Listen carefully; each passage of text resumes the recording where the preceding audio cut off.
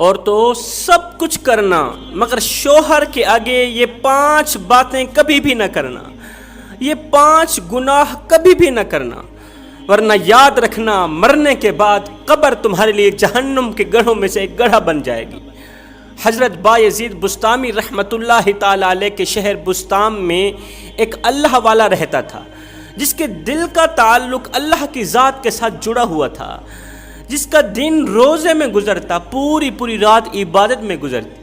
یاد رہے عبادت گزار کی نیند کا جو وقت ہے فرشتے اسے بھی عبادت میں ہی لکھتے ہیں، جس کی زبان ہر وقت اللہ کی یاد میں مصروف رہتی ہے، جس کا دل ہر وقت اللہ کے ذکر میں مصروف رہتا ہے، جس کی زبان ہر وقت اللہ کی یاد میں مصروف رہتی ہے نا، اس کا اٹھنا بھی عبادت، فرشتے اس کا اٹھنا بھی عبادت میں لکھتے ہیں، اس کا بیٹھنا بھی عبادت میں لکھا جاتا ہے۔ بسطام کے شہر میں ایک اللہ والا رہتا تھا۔ ایک رات یہ نوافل میں مصروف تھا، رکوع کے بعد سجدے میں گیا، ابھی دوسرا سجدہ کیا نہیں تھا کہ آنکھ لگی مصلی کے اوپر ہی نیند آ گئی، نماز کے دوران ہی نیند آ گئی۔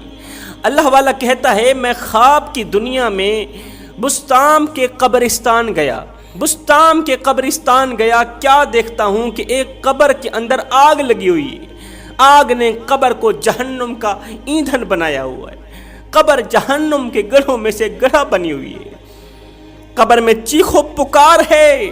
وہ قبر کس کی ہے؟ 2 دن پہلے بسطام کی ایک امیر گھرانے کی جو عورت فوت ہوئی تھی، یہ قبر اسی کی ہے، اور وہی امیر گھرانے کی عورت قبر کے اندر چیخ و پکار کر رہی ہے، چیخ و پکار کر رہی ہے، مجھے بچاؤ، مجھے بچاؤ، ان سانپوں سے بچاؤ، جہنم کی آگ سے بچاؤ، ان سانپوں سے بچا لو جو ایک بار ڈنگ مارتے ہیں انسان کو 70 گز زمین میں دھنسا دیتے ہیں، مردے کو 70 گز زمین میں دھنسا دیتے ہیں۔ قبر کے اندر جلی آگ کی تپش کی وجہ سے قبر کے اوپر جو تازہ پھول ڈالے گئے تھے وہ بھی جل کر راکھ ہو گئے۔ اللہ والا کہتا ہے خواب کی دنیا میں جب میں اس قبر کے قریب گیا تو اندر سے عورت نے مجھے آواز دی۔ کون سی آواز تھی؟ اے بندہ خدا، جا میرے شوہر کو کہنا کہ میری وہ تمام غلطیاں معاف کر دے جو میں دنیا میں تیرے ساتھ کر کے آئی،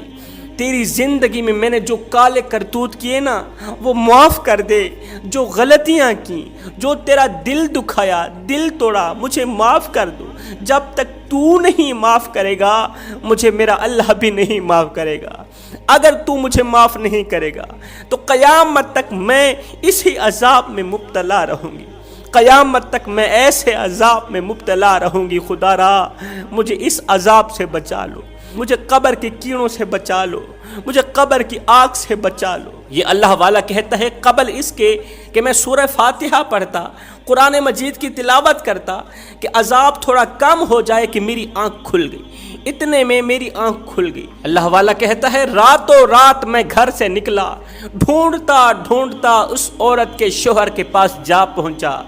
میں نے رات والا خواب اس کے شوہر کو بیان کیا، رات والا خواب سنایا، میرا خواب سنتے ہی وہ شخص رونے لگا، پھر ہم دونوں قبرستان آئے۔ کہتا ہے قسم خدا کی جب میں نے اس قبر کے اوپر ہاتھ رکھا تو قبر کی مٹی اس طرح گرم تھی، اس طرح گرم تھی جس طرح آگ میں جلائے گئے چولہے کی مٹی گرم ہوتی ہے۔ اب میں نے اس آدمی سے پوچھا، شوہر سے پوچھا، اللہ والا کہتا ہے میں نے اس شوہر سے پوچھا کہ تیری بیوی کون سے ایسے گناہ کیا کرتی تھی،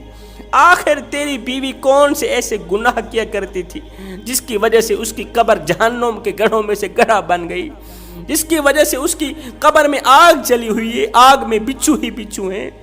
آخر کون سے ایسے گناہ کیا کرتی تھی؟ شوہر نے کہا اے بندہ خدا، میں تمہیں بتاؤں کہ میری بیوی کے اندر کون کون سی خامیاں تھیں، میری بیوی کے اندر کون کون سی غلطیاں تھیں، میری بیوی نے دنیا میں کون سے بہت بڑے گناہ کیے۔ اس شوہر نے کہا میری بیوی کے اندر 5 باتیں ایسی تھیں جس کی وجہ سے میں بہت زیادہ ناراض ہوں اس بیوی کے اوپر، صرف میں نہیں اللہ بھی اس پہ سخت ناراض ہے۔ اگر میں اسے معاف کر بھی دوں تو بھی مجھے پکا یقین ہے اللہ اسے معاف ہرگز نہیں کرے گا۔ اللہ والے نے کہا وہ کون سی 5 باتیں ہیں، وہ کون سے 5 گناہ ہیں؟ شوہر نے کہا پہلی بات یہ میرے روکنے کے باوجود بھی میری غیر موجودگی میں غیر محرم مرد کو اپنے گھر میں بلاتی تھی اور تنہائی میں اس کے ساتھ بیٹھ کے گناہ کیا کرتی تھی۔ ایک غیرت مند انسان یہ کیسے برداشت کر سکتا ہے کہ اس کی بیوی غیر محرم مرد کے ساتھ تنہائی میں بیٹھے؟ میں اپنی بیوی کو روکتا تھا کہ مرنے کے بعد اللہ کو کیا منہ دکھاؤگی، کہتی تھی چپ کر جا، میری قبر میرا جواب، قبر میں عذاب ملے گا تو مجھے ملے گا، تجھے کیا تکلیف؟ میں چاہتا تھا کہ اسے طلاق دے دوں، لیکن میرے چھوٹے چھوٹے بچے روتے روتے میرے آگے اپنے ننھے ننھے ہاتھ جوڑتے کہ پاپا ہماری مما کو ہم سے جدا مت کرو، مما کو طلاق مت دو۔ وہ شخص کہتا ہے دوسری بات، جب میں امیر تھا اس کے اوپر ہزاروں نعمتوں کی بارش برساتا تھا، اپنی بیوی کی ہر ایک خواہش پوری کی، دن رات ایک کر کے، خون پسینہ ایک کر کے، خود بھوکا رہا، بچوں کو بیوی کو کھلایا، خود پیاسا رہا، بیوی کو پلایا۔ لیکن افسوس جب میں غربت کا شکار ہوا تو میری بیوی نے مجھے کہا کہ میں نے آپ میں کبھی کوئی بھلائی نہیں دیکھی، میں نے آپ میں کبھی بھی کوئی اچھائی نہیں دیکھی۔ اے اللہ والے، میرا کلیجہ تو اس دن پھٹ گیا تھا جس دن میری بیوی نے بجائے حوصلہ دینے کے مجھے غربت میں کہا تھا کہ میں نے آپ میں کبھی بھی کوئی اچھائی نہیں دیکھی۔ تیسری بات، ایک دن میں سخت تکلیف میں تھا، بیمار تھا، زندگی موت کی جنگ لڑ رہا تھا، تکلیف کی وجہ سے اونچی اونچی آواز میں چیخو پکار کر رہا تھا، اونچی اونچی آواز میں رو رہا تھا، یہاں تک کہ ایک ہمسایہ دوڑ کر میرے پاس آیا، کہا کہ تم تنہائی میں اتنی بڑی تکلیف میں پڑے ہو، تنہائی میں اور اتنی بڑی تکلیف میں پڑے ہو اور اتنے بڑے دکھی ہو، رو رہے ہو، تمہارے بچے اور بیوی کہاں ہیں؟ میں نے کہا کہ میری بیوی بن سنور کر کسی شادی کی تقریب میں گئی ہوئی ہے، مجھے تنہا اکیلا چھوڑ کے، مجھے بیمار چھوڑ کے، میں تکلیف میں ہوں، میری بیوی بن سنور کر اللہ اکبر شادی کی تقریب میں گئی ہوئی ہے۔